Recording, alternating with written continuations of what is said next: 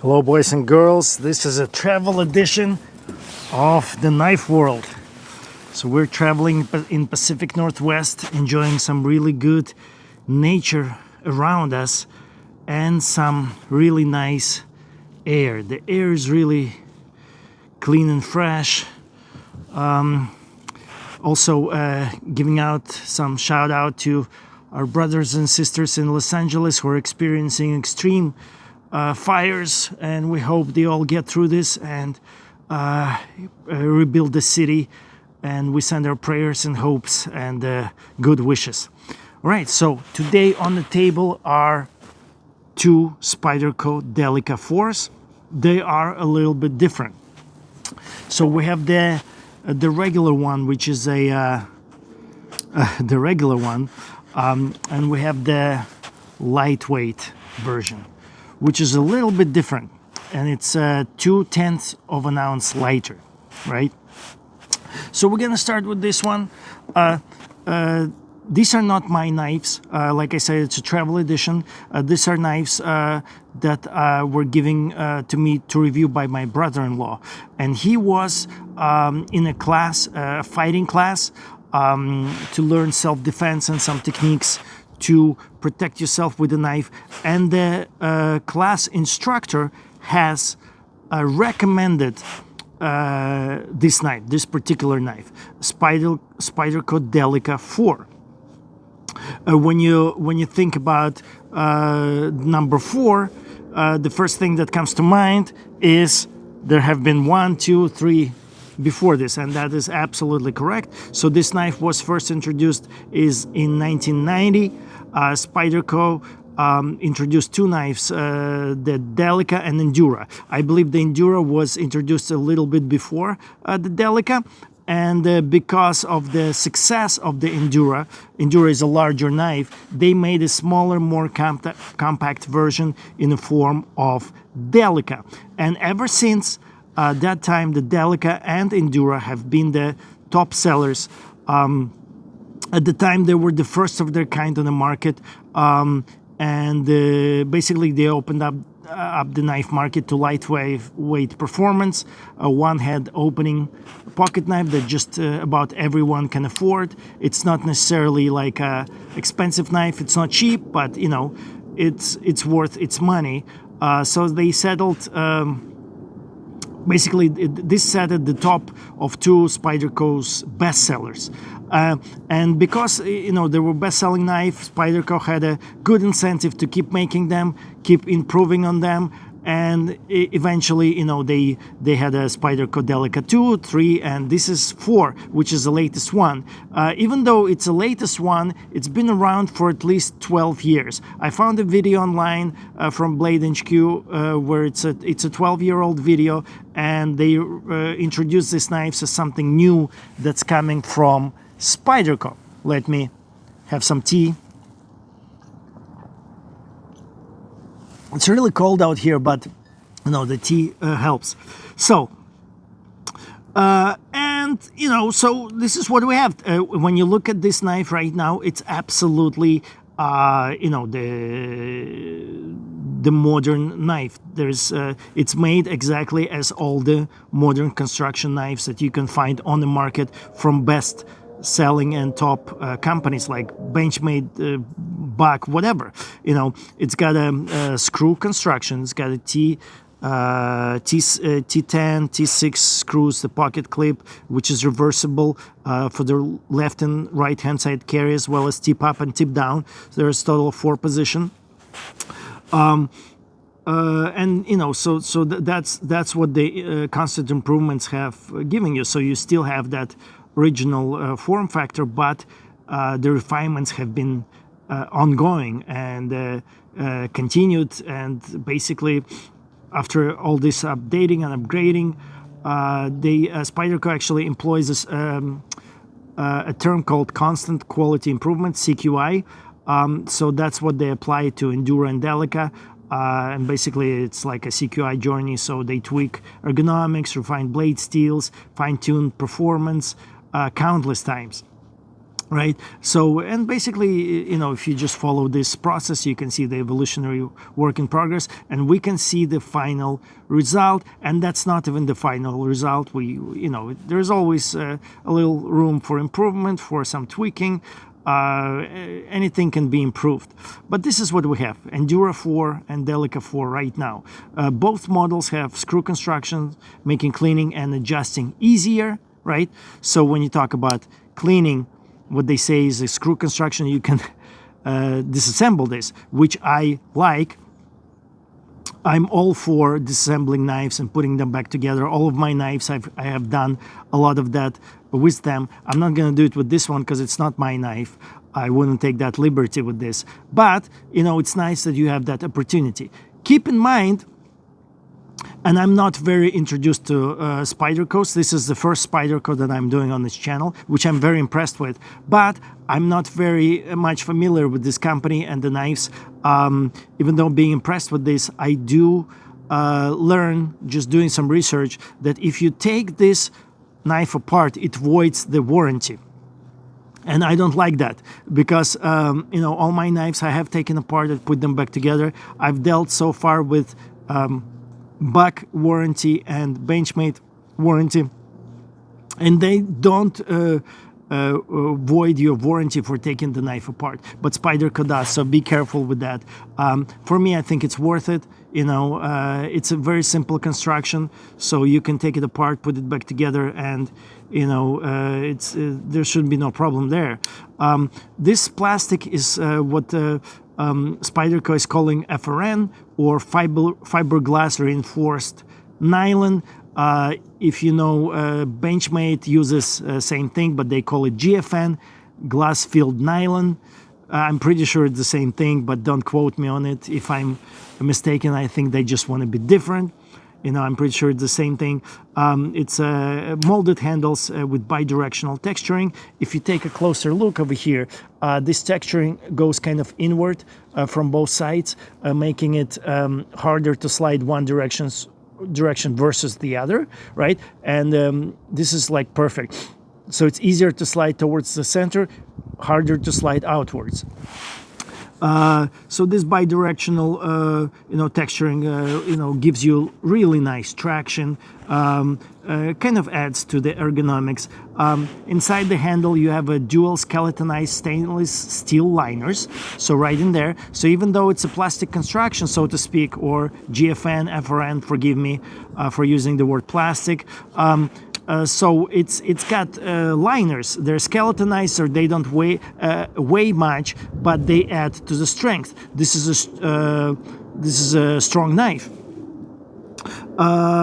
and it doesn't add that much weight. But they kind of anchor all these screws. They anchor the whole, you know, the way this knife is made. All the components. They attach through the adding of that structural rigidity of the liners. And then we go to the blade. It's a VG10 blade, Spyderco VG10, made in Seki City, Japan.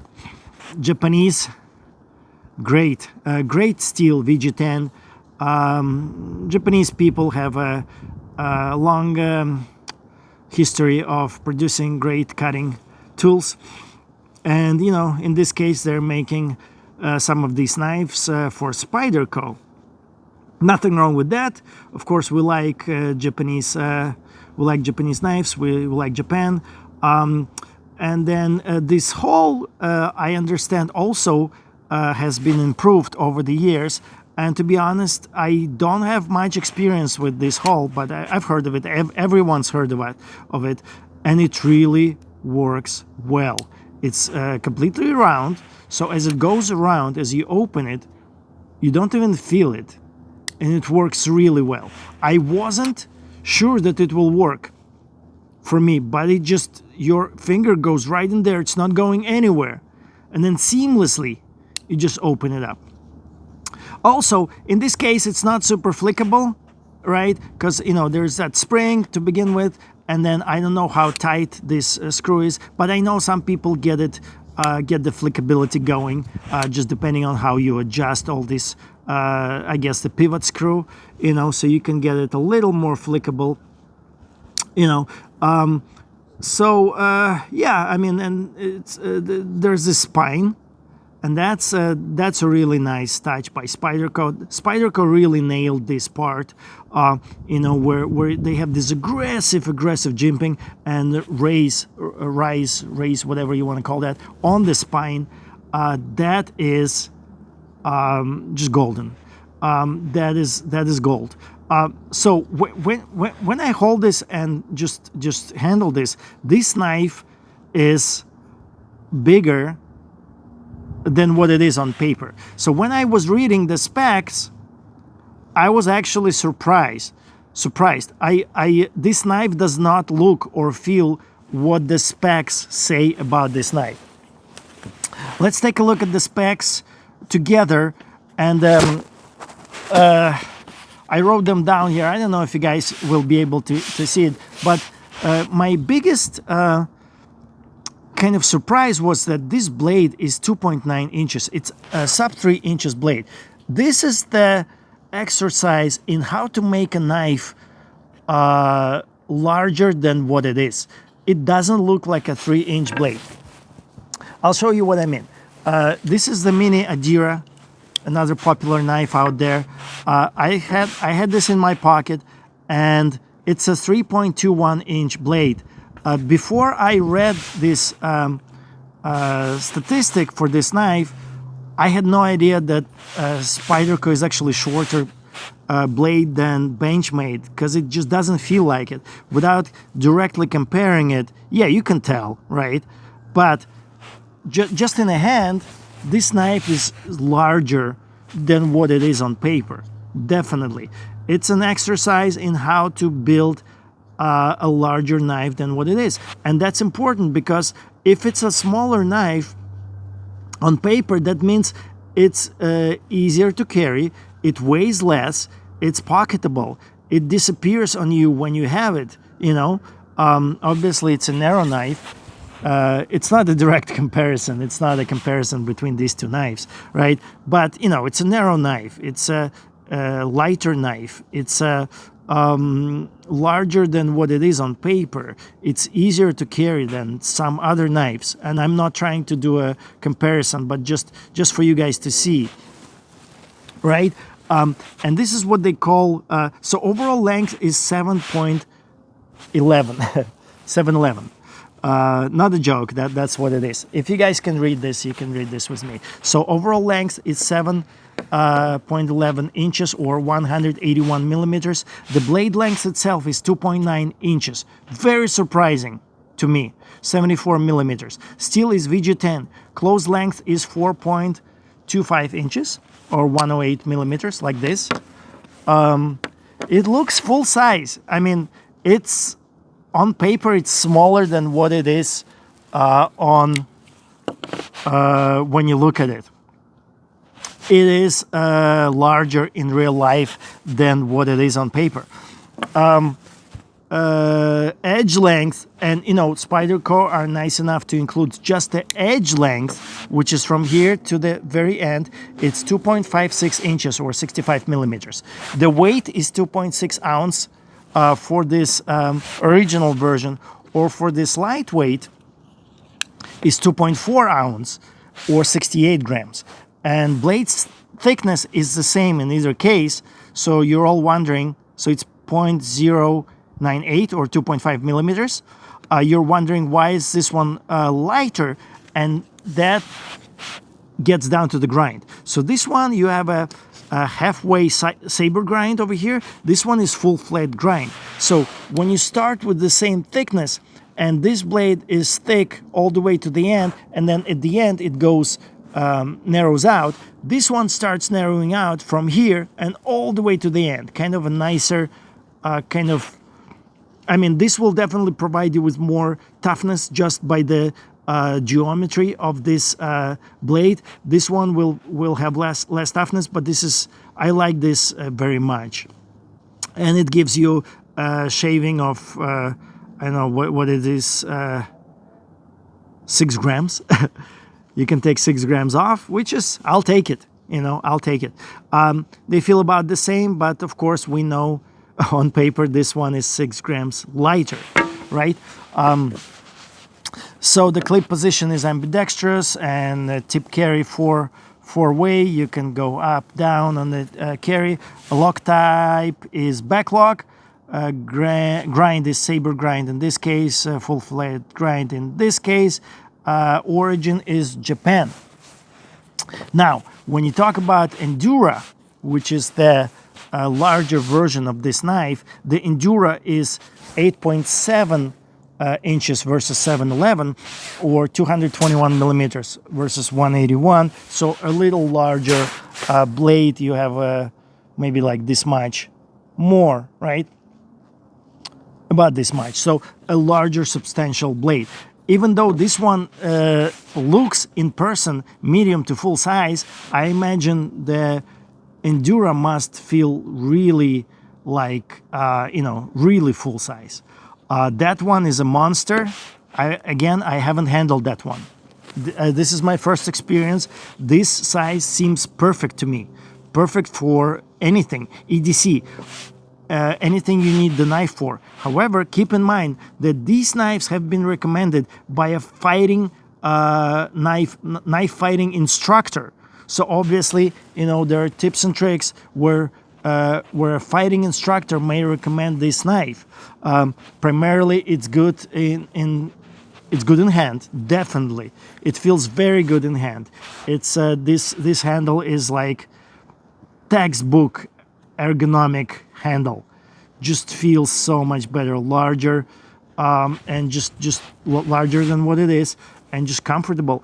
And one of the things that the instructor said, which was translated to me, is it's good for when you have to attack somebody from behind, when it's like super close quarters and you have to do some of this or this. This knife would be perfect in that, in any kind of fighting scenario. And just from what I can see, it's perfect for EDC scenarios as well.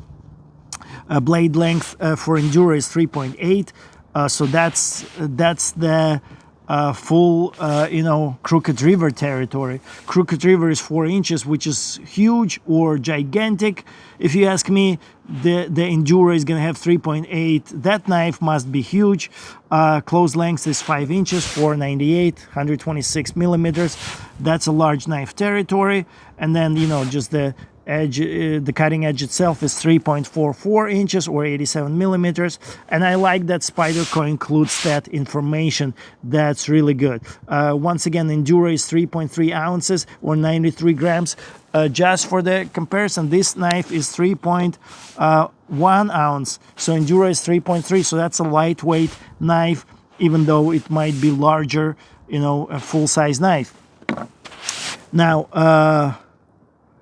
the blade thickness is a little larger for Endura as well, and that's to be expected. So it's 0.118 inches or 3 millimeters versus 2.5 millimeters or 0.098 inches, right? Once again, that's to be expected. You want a little bit more blade because it's going to be longer, and you don't want it to lose that toughness that it will lose by being super thin. Now,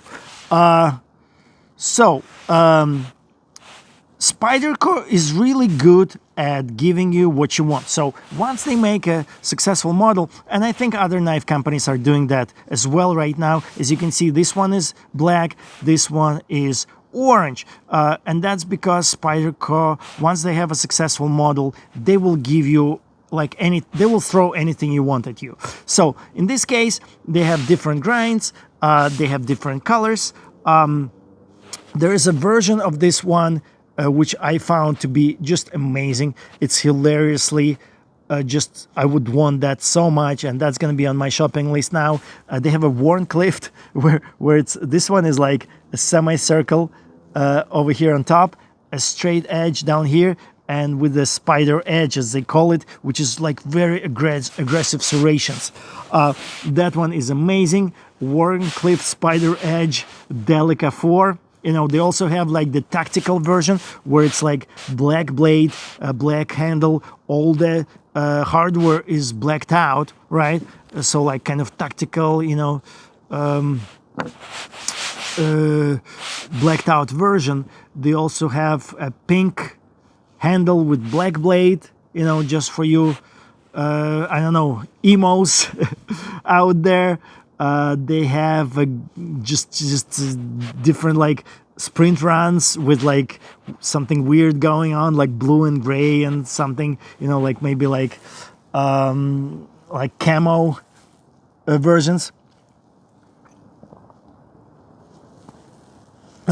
This is good.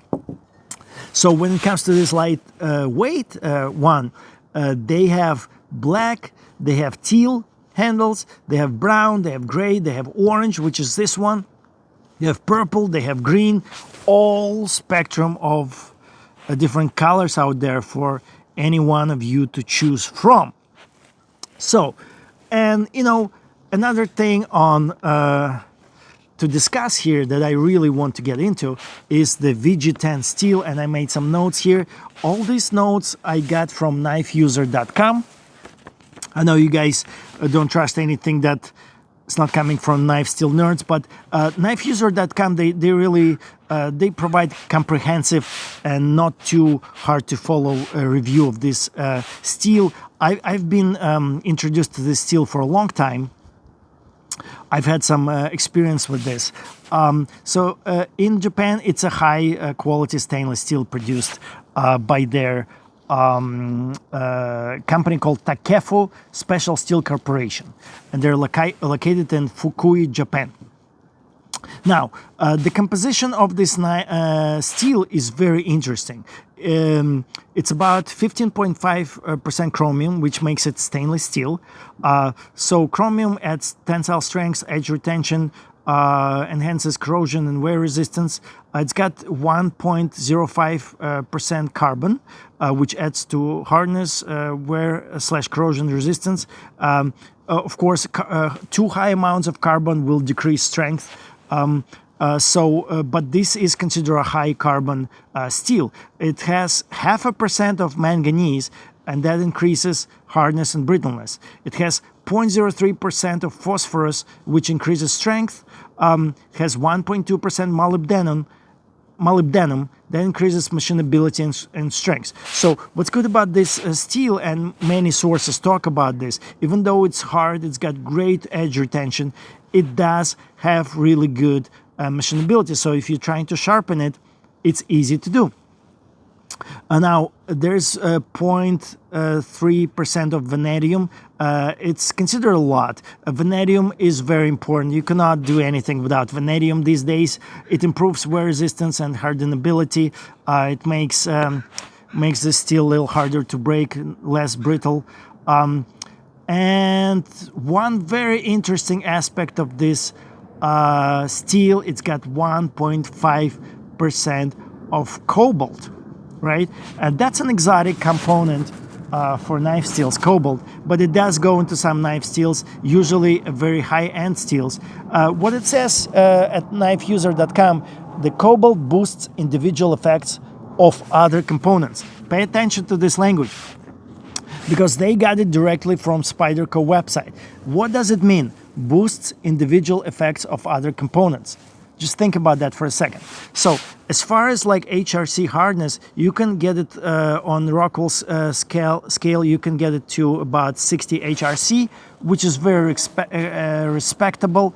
Think that this knife steel is like 60 years old. That's very respectable. One of the best choices for Japanese fishermen, you know, because of it being, you know, stainless.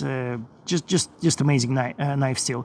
Many people in United States believe that VG10 is close to 154 cm, and that's the impression that I was under, because the chemical composition is kind of close. However, the VG10 might be a little better, the way all things consider. So when you have a direct comparison with some of the popular knife steels in United States, you can see that VG10 over here is completely matched with S30V. when it comes to edge retention, right? It's much better than D2 and a little bit worse than S35VN. Obviously, S35VN is a very premium, expensive steel, and so VG10 is almost there. You will not notice much of the difference. Ease of sharpening is better with VG10 versus S30V versus D2. D2 is not very easy to sharpen, and about the same as S35VN. Again, S35VN is a premium steel. It's up there. It's a exotic steel. It's got exotic composition of elements inside, as well as VG10. Now, as far as corrosion resistance, it's the same for VG10 as for S30V. Much better than D2. D2 is semi-stainless and about the same as S35VN. Toughness is lacking a little bit for VG10. Toughness meaning, well, it's not as tough.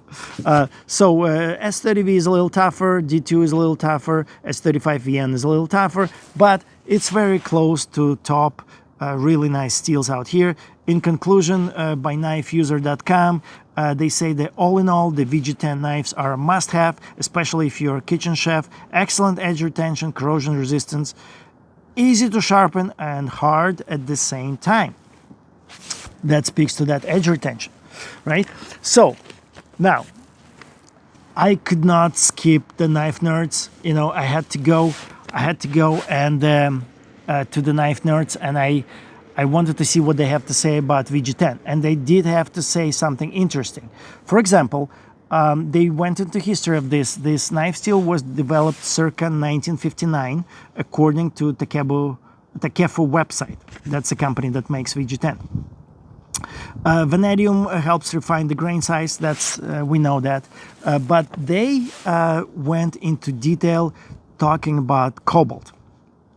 And this is the exact language as they used on their website about cobalt. So cobalt likely added to increase of tempering resistance. So VG10 can be used with coatings which require hard temperatures to be applied, and that should be no problem because of that cobalt, right? So when we were reading before, it did say on the Spyderco website, the cobalt boosts individual effects of other components, right? What it comes down to, usually the cobalt is added in high-speed steels to improve hot hardness, which is the ability to maintain hardness at high operating temperatures. However, VG10 is not a speed steel, so that's a little bit of a mystery. Why was it added to this knife steel where it's not necessarily needed?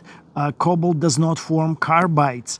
And they have a specific article over there where they explain why and what they think cobalt does for this steel, and it's very interesting. So when we go into, like, you know, when you start heating up the steel and then you cool it off, you have the precipitation of molybdenum, tungsten, vanadium, and so forth, carbides. At the higher temperatures, so that leads to precipitation strengthening, and that leads to an increase in hardness, right? So that's what carbides do for steel. So then when you recover the martensite, it cools off.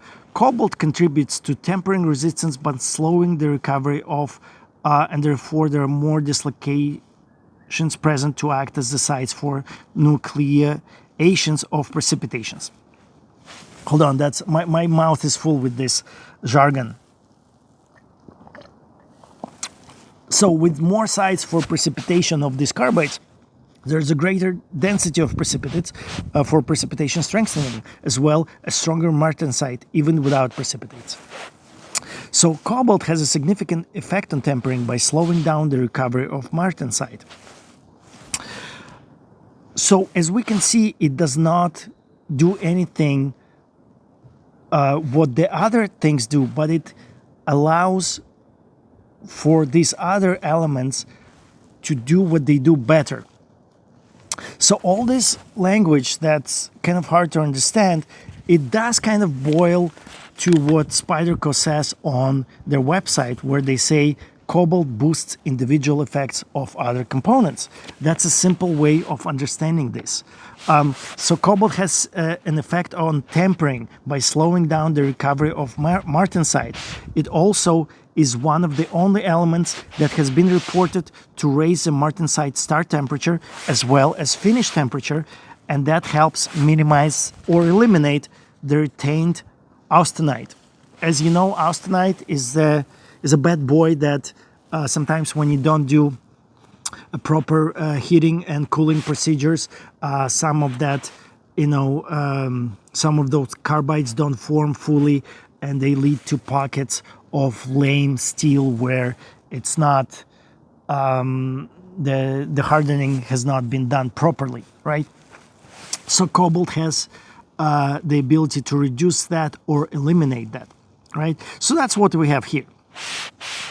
Now, if you guys are interested what I have to say, I think this knife is amazing. Anybody needs this knife in their life, I'm definitely gonna try to search for that Warncliffe semicircle top and straight edge with the spider serrations over here. Aggressive serrations. That knife is just ridiculous and I want one. If I had to point out something that's negative for me, I would definitely be missing the sharpening choil. To me, that's a miss. When I'm sharpening, I need something over here. Again, this is a practical design. Sharpening choil on this small form factor takes away from the edge, from the usability of this edge. So that's why the decision was made, as I understand, but I like the sharpening choil for myself, and that would be a negative for me. Another thing is I've never dealt with Spyderco, and maybe you guys can point this out in the comments. I've never dealt with their warranty department, but if you take this apart and that voids warranty, that's a negative for me. I want the company to trust me to do with this as I please. I bought this knife, but I still want to make sure that I'm taken care of by the company. If I take it apart, I want this company to kind of trust me. So this reminds me of, and again, I heard that from Nick Shabazz. I trust Nick Shabazz. I watch his videos. If you guys had different experience with Spyderco, please mention this in the comments, right? But I trust Nick Shabazz, and according to him, if you disassemble this, you lose your warranty. So this reminds me of the Ducati motorcycle. If you buy it, you open the manual and it says, oh, you have a flat tire, take it to Ducati dealer. Oh, you have this light not blinking properly, take it to Ducati dealer. Oh, it's getting a little later now. The sun is going down in this beautiful area, so the lights are turning on. And that's why I bought a BMW, because BMW treats me like a responsible adult. If you open user manual for BMW, it tells you how to take a wheel off, it tells you how to take a chain off, it tells you how to do certain things. It trusts you, and it treats you like a user, like a fella, like a buddy, like somebody who is on the same level, not like a child who cannot be trusted to do with the product that they're buying whatever they want, And sometimes you can mess it up. You can break it, and I understand. You can mess it up, and so have that postulation somewhere in your warranty where if you break it, you buy it, right? If you break it, we're not gonna cover it, and that can happen. You can mess up these screws. T6 are finicky sometimes, exceptionally with people using wrong thread lockers and stuff like that, and just for no reason at all. Anything can happen,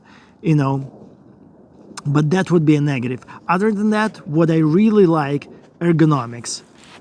this knife is bigger than life. It's bigger than what it is, and that means it's the best of both worlds. It's both light and pocketable, easy to carry and handle, but it's got that size, it's got that strength, it's got that functionality that you need. Everything is in here. All right, guys, thank you for tuning in, and I'll see you next time.